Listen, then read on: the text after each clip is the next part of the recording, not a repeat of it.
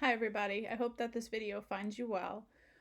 If you know of anybody that's not receiving my emails or who doesn't follow me on Instagram, if you could please just let them know that I do have a YouTube channel and that I will be posting lectures on there. And it's not just for my students, but for Mrs. Monahan and Mr. Fuse's students as well. In this video, I'm going to be going over the articles that you read about athletes' pay. So the first article, and by the way, I did take pictures of my notes and they are available on my website. So, it's hard for me to kind of show you this way. But if you wanted to look at my notes while you view this video or print them even for yourself, you can download them on my website and then you'll have a copy for yourself. So the first thing that I did with this article, Are Athletes Overpaid, is I labeled it persuasive at the top over here. If you remember, as I explained in the other video, there's two types of articles in this unit. There's persuasive articles and expository. And the expository articles don't take a side, they just give you both sides of the issue, whereas persuasive articles will very strongly support one side over the other. So just by looking at the title of this article, you should be able to tell that it is persuasive. The article is titled, Athletes Make a Lot of Money and It's Not Okay. So you know that this author, Jesse Edelman, is going to argue that athletes are in fact overpaid. So some of the things that I'm hoping that you were able to pick out of this article were first off the claim. And the claim is right there in the title that athletes are overpaid. So that's the author's stance on this issue, that they're making too much money. I did highlight in the first paragraph, basically the central idea is conveyed there, which is that when you look at professional athletes like LeBron James and then you compare them to, your public servants like nurses and firefighters and even the president of the United States, you'll see that there is a huge difference in wages. Comparing, what LeBron James makes to play basketball versus what the president makes to lead the entire nation. Some other things that I noted on here was the emotional appeal. And as I had said in the other video, an emotional appeal is when the author really tries to pull on your heartstrings to try to get you to agree with them by making you feel bad. And that's done in this article right there in the first paragraph where it says, nurses who dedicate their lives to the care of others didn't make that much. Firefighters who pull little kids out of burning buildings didn't make that much. So those are examples of emotional appeals because you're made to feel very sympathetic for people who are in those two professions. And you're wondering, yeah, you know what? Why aren't they making more money? Whereas somebody for shooting a basketball is making upwards of $70 million.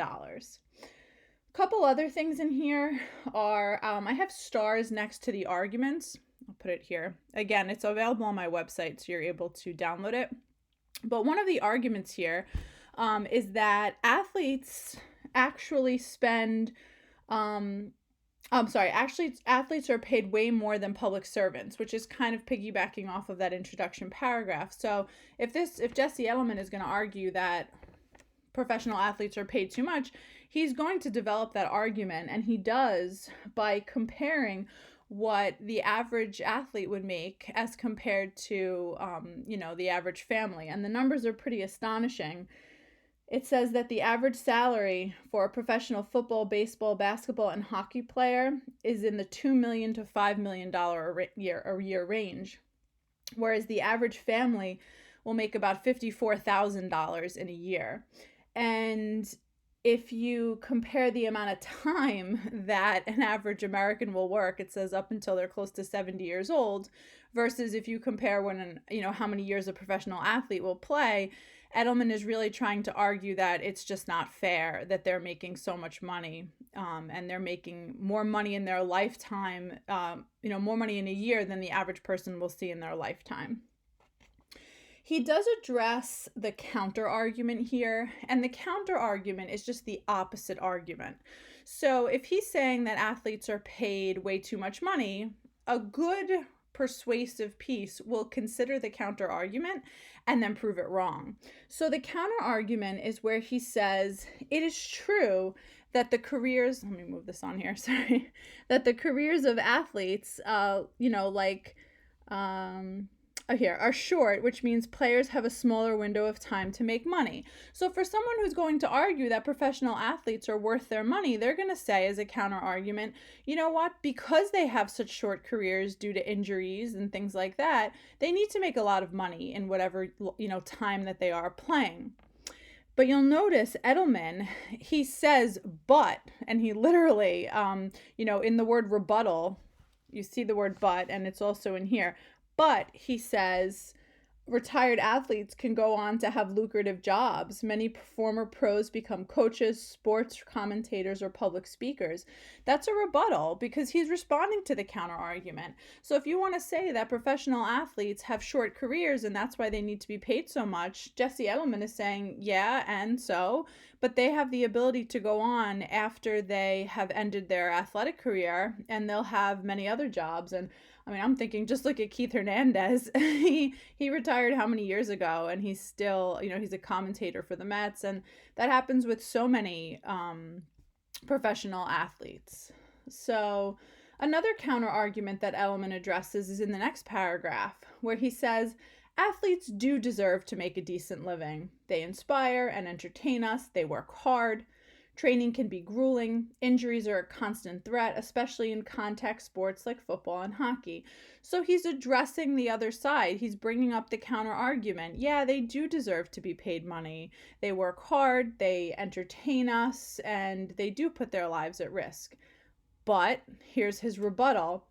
There are plenty of people who have difficult and dangerous jobs, and no one is handing them exorbitant sums of money. So if you want to think about the doctors and nurses right now who are doing all that they can to help people, if you want to think about police officers who put their lives on the line, people like that are doing dangerous jobs, but yet they're not making $70 million a year. And that's Edelman's point. Something else that I wanted to bring to your attention is in the last paragraph of this article. It says professional athletes are certainly impressive, but are they really worth millions of dollars more than the rest of us? And I just labeled that rhetorical question because it's not designed for you to answer.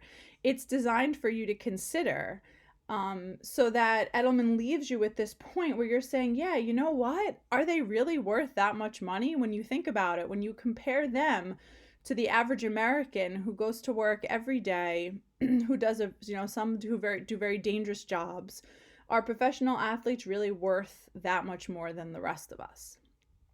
Another technique that's used in here, you'll see in the captions. So, you have the picture of the nurse and then you have the picture of Tom Brady, and there's statistics and data there. It tells you that the average salary of a nurse is $70,000 a year, and Tom Brady's annual earnings are $36 million.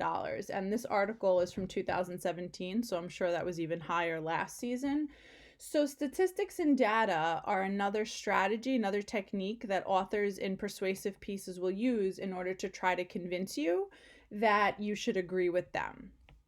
I hope that this was helpful. Again, if you want to print a copy of my notes, I will put it up on my website so that you're able to see my close reading notes. And that's it. If you have any questions, any comments, please feel free to put them in the comments of this video or to send me an email.